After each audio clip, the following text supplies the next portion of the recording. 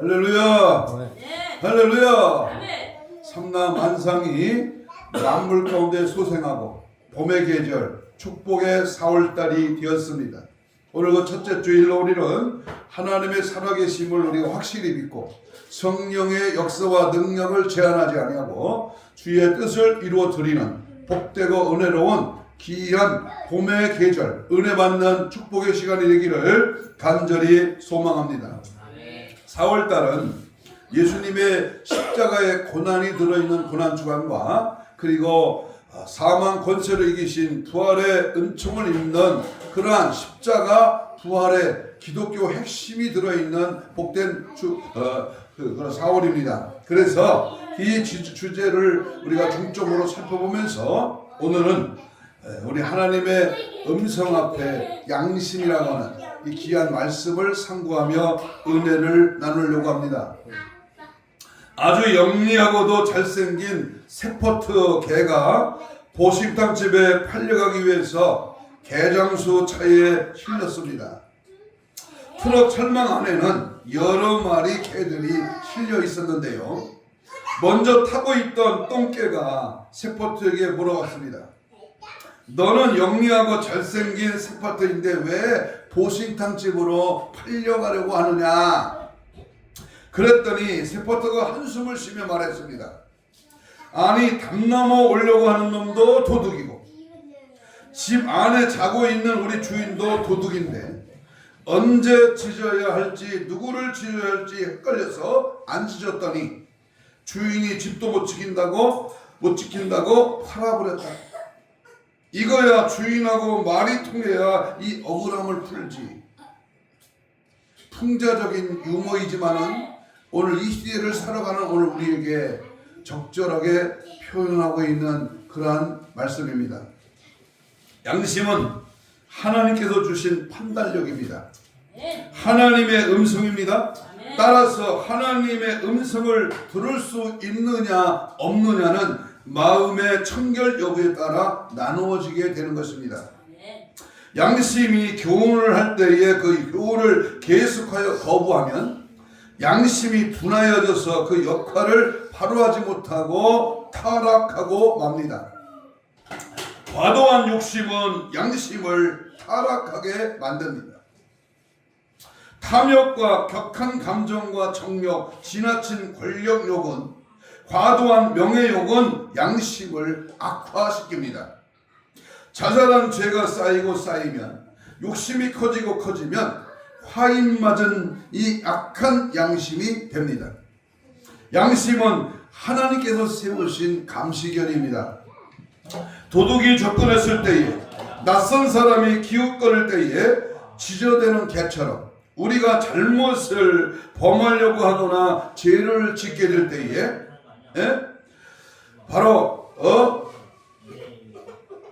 지나친 그런 때에 죄를 짓게 될 때에 경고해주는 헌신적인 파수견이 바로 양심입니다. 그런데 집을 잘 지키고 감시와 파수 역할을 해야 하는 개가 아무에게나 꼬리를 흔들고 도둑을 봐도 짖지 않거나 잠이나 자고 있다면은 그 개를 어떻게 해야 될까요? 된장 발라야 되는 거예요. 개구실을 못하는, 개로서의 역할을 감당하지 못하는 개는 그건 살았으나 죽어있는 거와 마찬가지입니다. 오늘 저는 양심을 따라 하나님을 섬겨라. 따라서 봐요. 양심을 따라 하나님을 섬기라.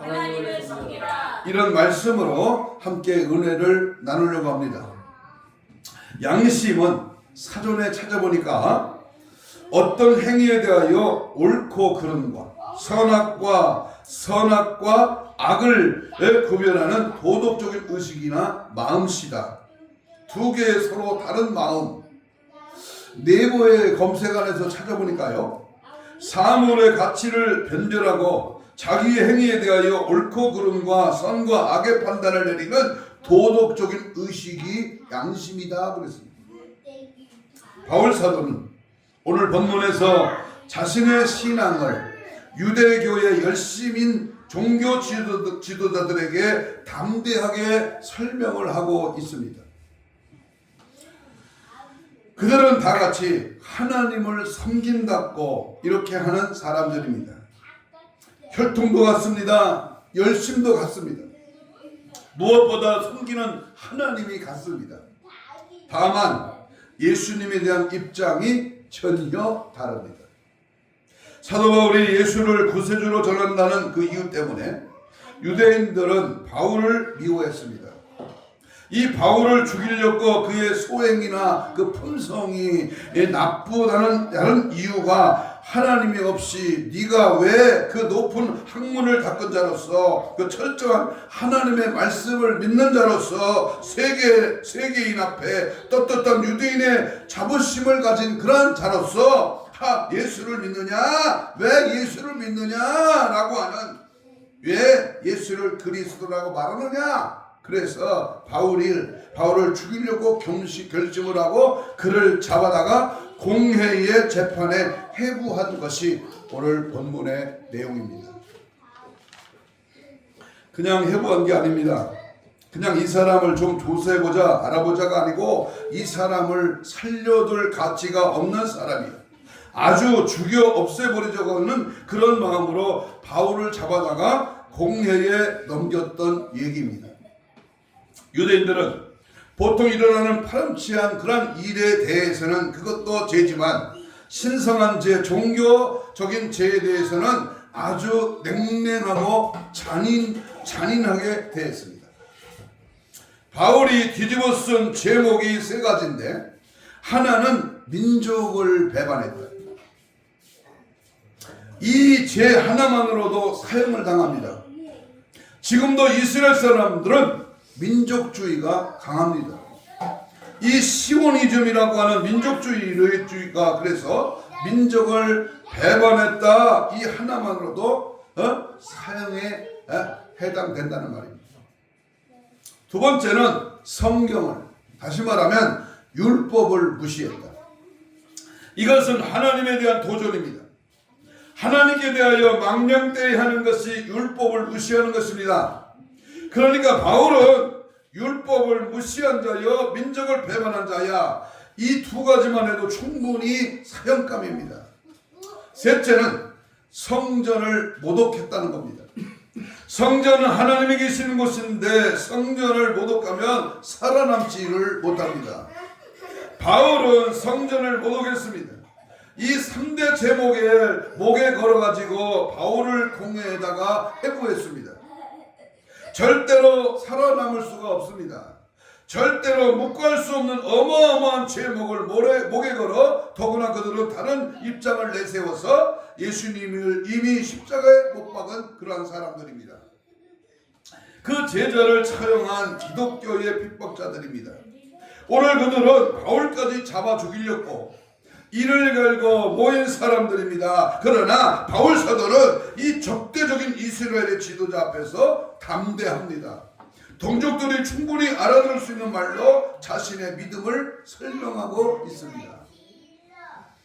우리 예수 믿는 자가 이 세상에서 담대할 수 있는 것은 바로 그 이유가 무엇이냐 하면, 오늘은 양심을 파고드는 문제에 대해서 적나라하게 동물 세계에는 전혀 없는 우리 인간만이 가지고 있는 영혼, 피노마, 다시 말하면 양심의 그 청결한 마음과 선한 양심과 거짓이 없는 믿음에서 나오는 사랑으로 디모데전서 1장 5절에서 말하는 그 선한 양심에 대해서 말씀을 접근해 보려고 합니다.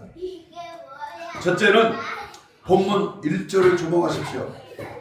양심에 따라 누구를 섬겼다? 하나님을 섬겼기 때문입니다. 아멘. 양심을 따라 하나님을 섬겼다. 아멘. 우리가 믿음을 갖되 구원에 이르는 믿음, 착한 양심을 정립하기 원하여 이 양심 회복이 필요합니다. 여러분 형제들아, 오늘까지 내가 범사의 양심을 따라 하나님을 섬겼다. 자긍심을 가지고 신앙생활을 해야 합니다. 스스로 긍지를 가지는 마음, 자신의 능력을 믿음으로써 가지는 그 당당함, 나는 하나님의 사람이야, 예수 그리스도의 영이 나를 사로잡고 있으며 보혜사 성령께서 임마누엘 하심으로 오직 예수만 드러내고 지지하고 따라가며 오직 예수의 특성과 그 예수의 본질, 그 예수의 그 사상에 젖어 사는 그러나 은혜로운 선한 양심이 오늘 우리에게 있어야 될 줄로 믿습니다. 두 번째, 양심이란 무엇인가? 오늘 영적으로 우리 각자에게 주어진 양심은 도대체 무슨 역할을 하고 있을까? 흔히 말하기를 양심은 살아있는 것이 아니냐, 양심에 맡깁시다라고 하는 말들을 많이 합니다. 선에 대한 긍정적인 태도와 악에 대한 부정적인 태도를 양심이라고 합니다. 양심은 사람마다 태어날 때부터 가지고 태어납니다. 바울이 오늘 특별히 말하고 싶은 이 양심은 선한 양심입니다. 영어 발음이 좋지 않는데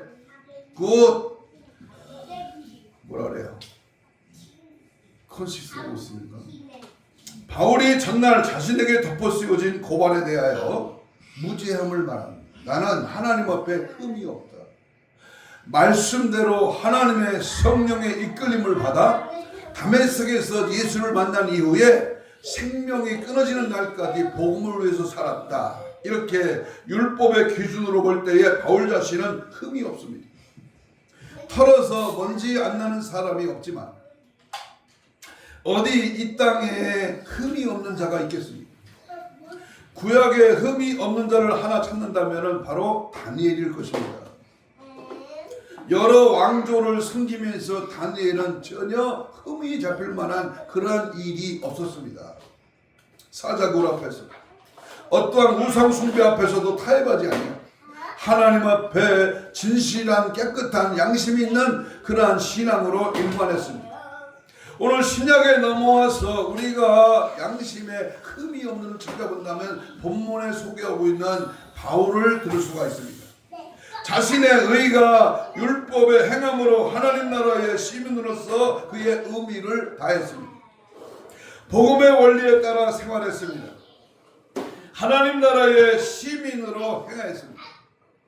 이 중심을 오늘날까지 내가 범사에 양심을 따라 하나님을 섬겼다고 자신 있게 말을 하고 있는 것입니다. 그는 사랑하는 후배 목회자 디모데에게 이런 권면을 중심으로 하고 있습니다. 디모데전서 1장 18절 이하에 보면 아들 디모데야 착한 양심을 가져라. 어떤 이들이 이 양심을 버렸고 그 믿음에 관하여는 파선하였느니라. 믿음을 버리고 양심이 파손된 자, 오늘 국회 안에 수두룩 빽깔입니다. 출세를 위하여 권력을 잡기 위하여 내가 뭔가 해보려고 위하여 양심의 파손을 당한 자가 어찌 하나님 앞에 용서를 구할 수 있겠습니까? 메드비의 기네 저 예수를 믿음이 온 세상 얘기네. 믿음이 매우 중요합니다. 그런데 착한 양심을 갖는 믿음이 더 귀합니다. 파선한 믿음도 있습니다. 키가 없는 배는 파선하기 쉽습니다. 양심을 버린 믿음은 파선하기가 쉽습니다. 파선한 믿음은 영혼을 구원할 수 없습니다. 양심을 버릴 때 믿음은 구원을 이룰 수가 없습니다. 힘으로도 안 되고 능으로도 안 되는 것이 구원에 이르는 믿음입니다. 성령의 권능으로 됩니다. 할렐루야. 양심이 살아있는 믿음, 이게 진짜 믿음입니다. 변질되지 않는, 요동치 않는, 환경에 지배되지 않는 살아있는 양심이 살아있는 믿음. 심판대 앞에 섰을 때, 인간의 법정 앞에 섰을 때 이 양심이 살아있는 자가 얼마나 되겠습니까? 노아 때는 너무나 많은 사람들이 나름대로 믿음을 가지고 있었습니다. 그러나 그들이 심판에서 구원해준 믿음은 노아의 믿음뿐이었습니다. 그 외의 사람들은 이 착한 양심을 버렸고 그 믿음에 관하여는 파산하였기 때문입니다. 발람 선지자는 나름대로 믿음이 있었습니다. 하나님의 기도 많이 합니다. 기도를 많이 했습니다. 그런데 대표적인 거짓 선지자로 알려졌습니다. 선악을 구별할 줄 아는 양심이 파손되었기 때문입니다. 김포의 어느 교회 목사님의 유튜브에 1분짜리 말씀이 생각이 납니다.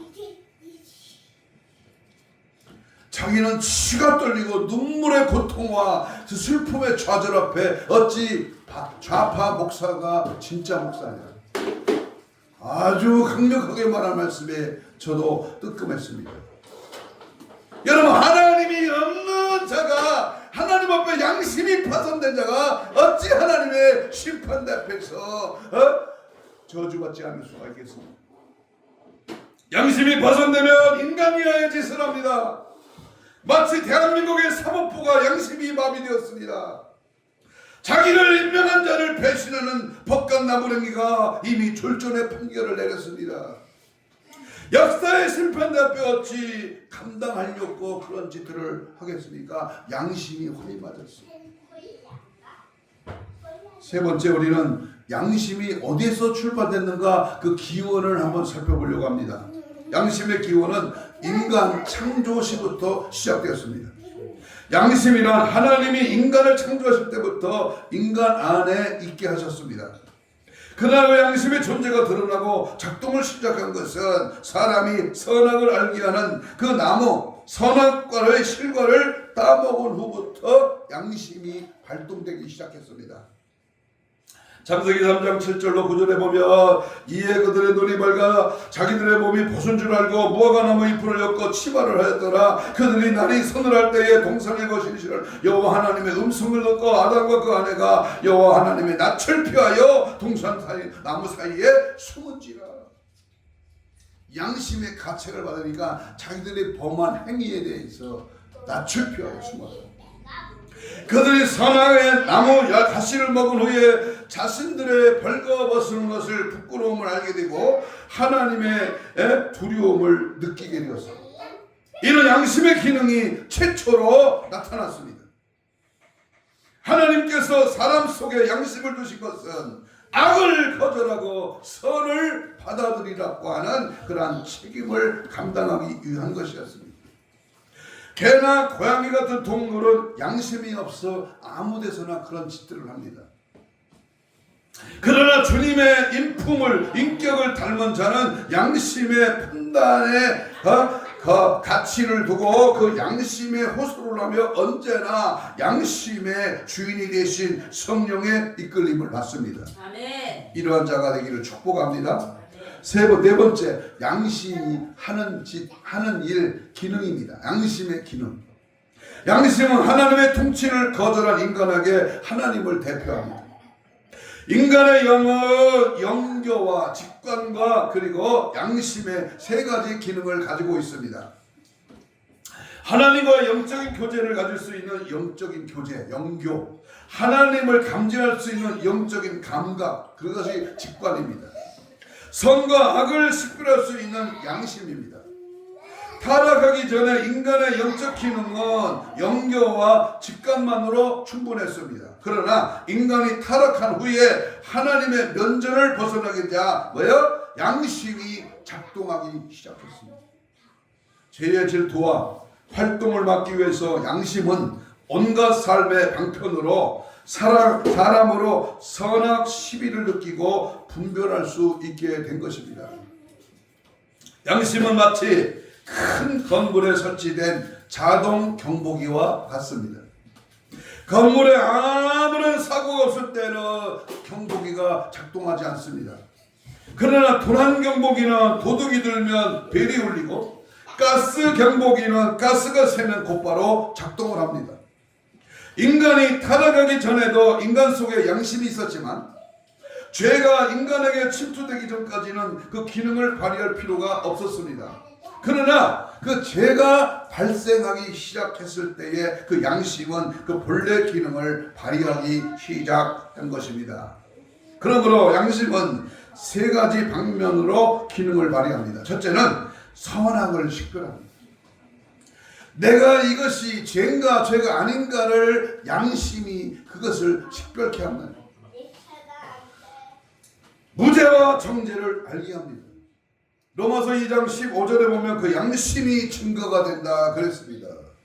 이것이 죄인가 죄가 아닌가, 무죄인가 정죄인가를 양심의 기능을 통해서 알려준다 그 말입니다.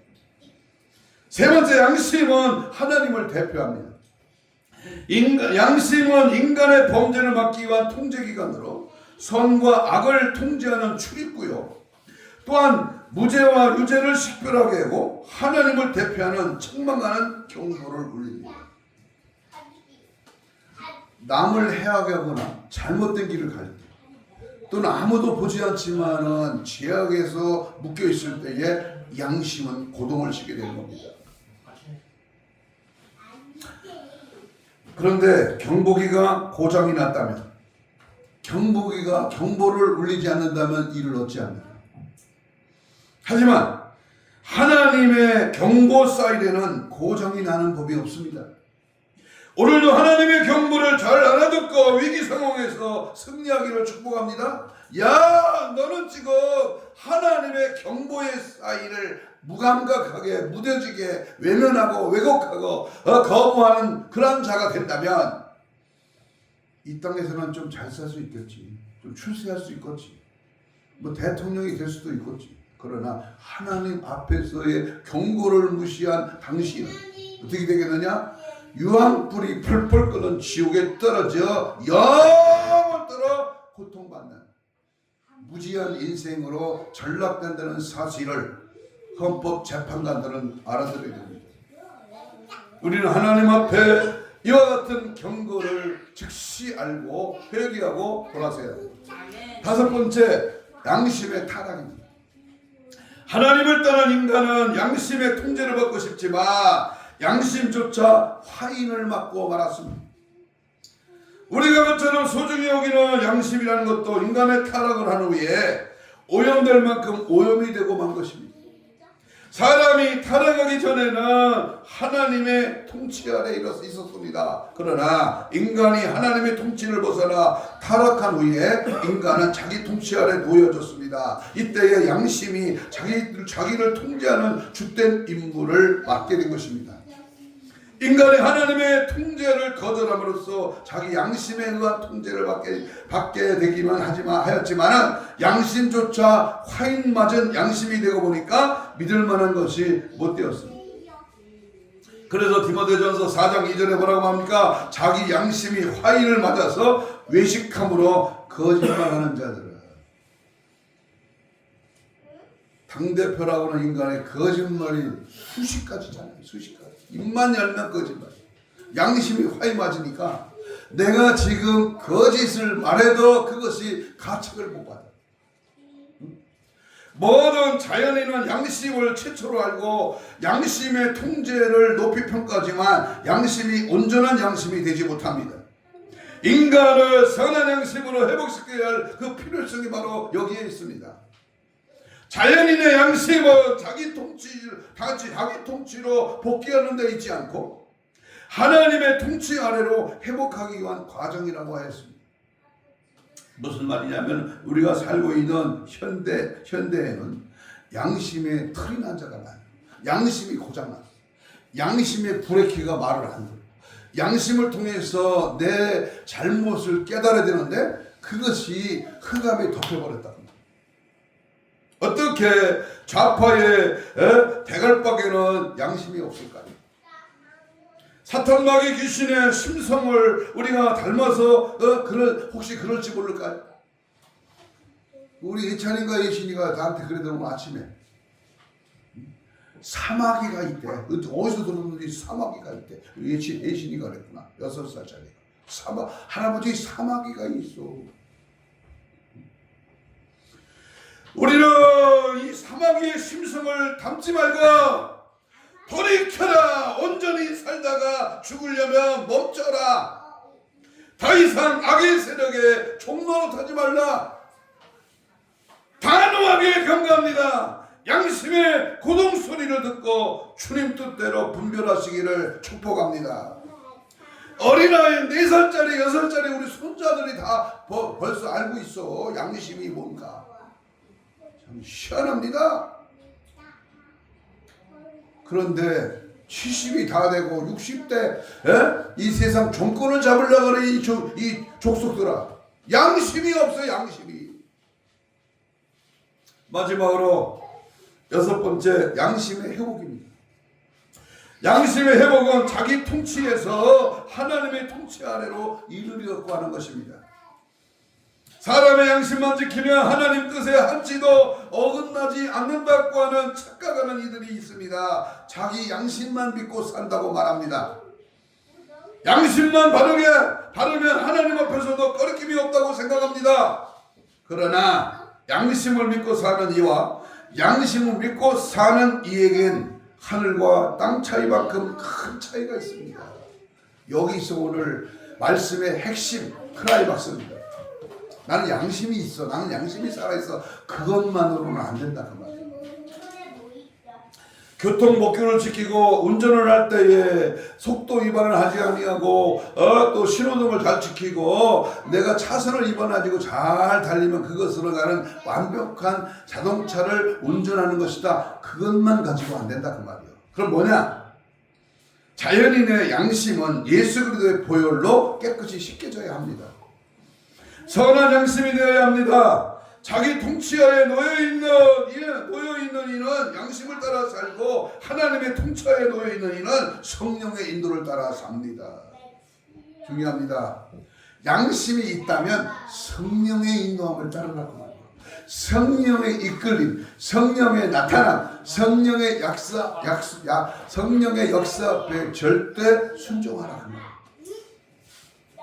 양심가는 자기 통치에 놓여 있는 이는 양심을 따라 살고 하나님의 통치는 하나님의 성령의 인도를 받지만 양심가는 선악의 시비에 연연해 있습니다. 흑백 논리가 항상 묶여 삽니다. 그러나 선한 양심을 받은 신앙의 사람은 자기의 옳고 그른 판단, 다시 말하면 양심에 의존하기보다 하나님의 말씀에 의존한다. 양심을 두드리는 그 소리가 말씀의 소리가 되어야 한다 그 말이에요.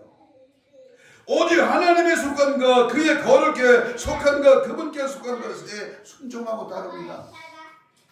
사람 앞에, 권력 앞에, 물질 앞에, 세상 앞에 순종하는 것이 아니라 하나님의 말씀에 순종한다 그 말이에요. 양심은 악을 비판하고 선을 내세웁니다. 그러나 선한 양심은 악을 거절할 뿐만 아니라 우리의 선도 내세우지 않습니다. 오직 하나님의 말씀을 따르고 하나님께 속하고 생명에 속하기를 원합니다. 옳고 그른 것을 찾아내려고 곰곰이 생각하는 것은 양심의 과제요, 선한 양심은 하나님의 통치 아래로 회복되기를 원하십니다. 오늘날까지 내가 범사의 양심을 따라 하나님을 섬겼다라고 하는 이 바울의 위대한 고백이 오늘 우리들에게도 필요합니다. 법정 앞에, 지금 바울은요 사형당할 위기에 법정 앞에 서서 이 말을 하는 겁니다. 탄핵을 앞에 두고 대통령이 하고 있는 그 고백이 바로 이 바울과 같은 심정이 돼요.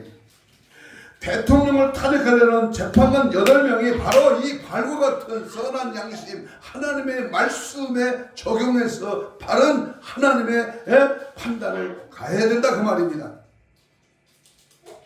바울의 선한 양심이 바울을 담대하게 만든 것입니다.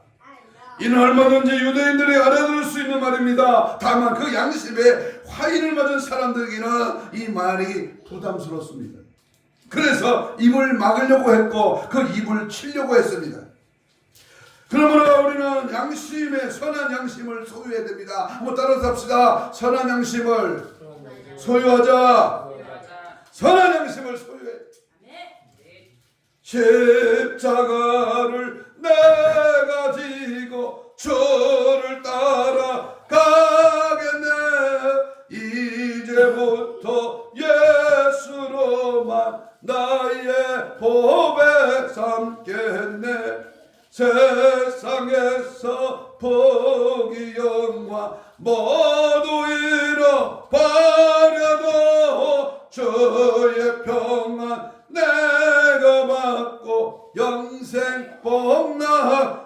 얻게 했네. 아멘. 선한 양심으로 승리의 신앙생활 하시기를 축복합니다. 아멘. 이제 말씀을 정리합니다. 유명한 작가 빅터 유고가 이런 말을 했습니다. 바다보다 위대하고 장관인 것이 하늘인데 하늘보다 더 위대하고 장관인 것은 인간의 양심이다. 양심이 얼마나 위대한 역할을 하는지요. 이 세상의 양심이 얼마나 고귀한 것입니까? 바다보다 하늘보다 위대한 그 양심을 하나님이 우리에게 주셨습니다. 어떤 시인도 이렇게 말합니다. 세상에서 가장 영롱하고 아름다운 게 하늘의 별인데 땅에는 더 영롱하고 아름다운 게 있다. 그것은 바로 사람 속에 있는 양심이다. 그래서 오늘 이 시대에 누가 양심을 가졌느냐? 우리 그렇게 다른 사람을 정죄할 필요가 없습니다. 나는 양심이 있다고 말한다고 그게 양심이 있는 게 아닙니다. 수많은 증인과 증거 앞에 자기가 행한 모든 잘못 앞에 양심이 살아있는 자가 몇이나 되겠습니까? 따라서 합시다. 신앙적인 양심을 소유하자. 신앙적인 양심을 소유하자. 기독교인이라고 적어도 양심의 아픔을 가지고 있는, 아파오는 양심의 결백. 내 양심은 원래부터 더러웠던 것을 고백하고 주님께 의탁하는 신앙적인 양심이 우리에게 있어야 됩니다. 자식으로서, 부모로서, 또는 내가 친구로서, 형제로서, 성도로서, 주의 종으로서 오늘 적나라하게 내 안에 있는 그 양심의 그 판단을 잘 새겨야 합니다. 저도 인간인지라 때로는 남이 안 볼 때 아무데나 오줌 쌀 때도 있어요. 침도 뱉고 바쁘면 차선도 무시하고 길도 막 건너가고 얼마나 많은 양심의 가책을 받는 일들이 많습니다. 아무도 모르고 아무도 알 수 없는 그러한 양심의 고동 소리에 넘어질 때가 많습니다. 날마다 눈물로 잡아가고 회개하는 양심을 닦아내고 씻어내는 이러한 귀한 양심의 소유자가 되기를 주의 이름으로 축복합니다. 하루하루 하나님께서 주시는 선한 양심을 가지고 하나님의 영광을 나타내고 빛과 소금의 사명, 천국 복음의 사명을 잘 감당하여 죽어가는 영혼을 살리는 생명의 복음에 합당한 삶으로 부흥의 열정으로 전파하는 지옥 가는 영혼을 천국으로 인도하는 강력한 주님의 심정으로 승리하시기를 주님의 이름으로 축복합니다. 아멘. 아멘. 세상 만사 살피니 참헛되구나. 부귀공명 장수는 무엇하리요. 고대 왕실 나쁜죄 먼저 났담도 우리 한번 죽으면 일장의 준비. 그만 소년민들아 자랑치 말고 영웅호골 열사들아 뽐내지 말라. 요수 같던 세월아 널 예척하고 자작막한 공동묘지 널 기다린다. 토지만나 무엇해 나 죽은 후에 삼척강종 일장지 넉넉하오니 의복만아 무엇해 나 떠나갈 때 수위 한벌 관한 게 족하지 않나. 땀 흘리고 애를 써 모아놓은 재물 안고 가라 지고 가라 헛수고로다. 빈손 들고 왔으니 또한 그같이 빈손 들고 갈 것이 명백치 않나. 허사가 오늘 이 말씀을 찬양으로 올리면서 우리 이 시간 이렇게 기도합니다. 하나님, 주여 내 마음에 정직한 영, 정결한 영을 부어주옵소서. 양심이 살아 약동하는 믿음을 주셔서 심판대 앞에 섰을 때 잘했다 칭찬받게 하옵소서. 선한 양심, 착한 양심, 거룩한 주님의 마음으로 살게 하여 주옵소서. 예수님의 상한 심령으로 하나님께 영광을 돌리려 하옵소서. 날마다 죄와 타협하지 아니하고 깨어 기도함으로 마지막 때 직시하는 영성으로 거룩한 신부단장으로 무장되게 하옵소서. 주여 삼창으로 이 시간 양심의 거동천이는 하나님의 음성을 듣고 회개하며 잠어가며 양심의 성령에 붙들려 살기를 다짐하며 결단하는 귀한 통성기도를 올리겠습니다. 주여 주여 주여 성령의 불 예수 앞에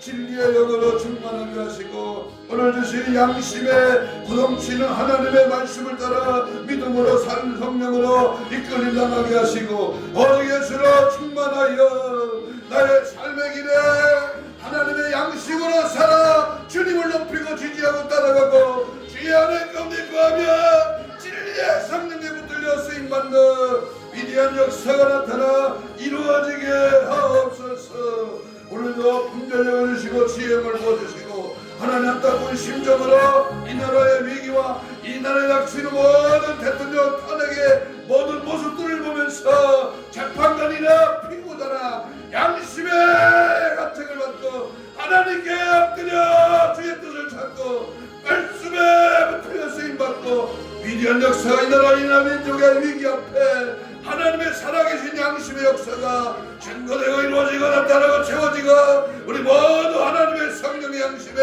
붙들려 쓰임받게 하시고 더 믿게 주의 영광 드러내고 하나님의 사실 역사가 증거되도록 주여 도우시고 주여 함께하여 주옵소서. 애제로도 아버지여 간절하게 양심의 고통을 느끼며 하나님을 섬기고 하나님을 의지하고 하나님의 성령에 붙들려 쓰임받는 우리 모두가 되게 하여 주시옵소서. 가슴에 손을 댑니다. 아픈 자는 아픈 부위에 손을 얹습니다. 예수님 믿음으로 이 시간 말씀을 받고 피 묻은 손을 대신 얹었습니다. 하나님 우리의 양심에 그 고동의 가책을 느낀다면 하나님 살아있는 자요 아무리 천사 같은 말을 들었어도 양심의 가책을 받지 못한다면 그는 무지한 자여 귀신에 사로잡힌 자입니다. 오늘 이 시간 말씀을 붙들고 하나님의 말씀의 약속의 말씀으로 손을 얹고 우리의 모든 신혼신의 악하고 더러운 질병의 세력 영적으로 혼적으로 육적으로 마음적으로 들어있는 질병은 예수 이름의 칙칙의 맞음으로 남을 입은 주께서 손을 대셔서 모든 질병의 세력을 깨끗한 바를 지어다.